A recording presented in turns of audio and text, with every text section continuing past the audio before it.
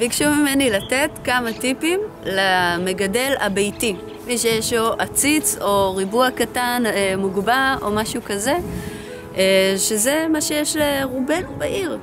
אז כמה טיפים, כי אני יודעת שכולנו מקבלים המון עצות.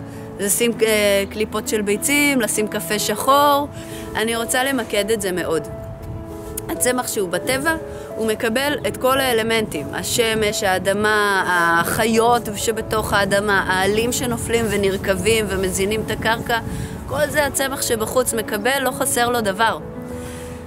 כשאנחנו שמים אותו בעציץ, אנחנו מבודדים אותו, עושים לו עולם פלסטיק קטן, מבודד מכל העולם.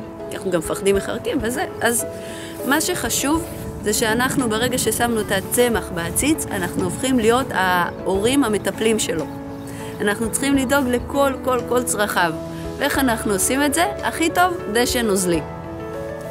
דשא נוזלי, אני ממליצה של תולעי הומוס, שזה מים שעוברים דרך התוצרים שלהם, שזה נקי לחלוטין ומסונן. מה, איך משיגים את זה? במשתלות, בבית ספר אהבת ציון, בתל אביב. הילדים מכינים את זה בחוות תולעים משל עצמם, זה ממש כיף לקנות מהם. אז כל חומר שאנחנו מכניסים לאדמה, אנחנו צריכים לעשות אותו שהוא יהיה זמין לספיגה דרך השורשים של הצמח, שהוא יהיה זמין למערכת העיכול של הצמח בשורשים. בשביל זה, כל חומר חייב לעבור קומפוסטציה. תמיד חייב להיות לקומפוסט ריח של כמו אדמת יער טובה. או לייצר קומפוסט בבית הכי טוב, ולשים מדי פעם בעציצים ולערבב קצת עם כף, וזהו, והם מפונקים, הם מבסוטים.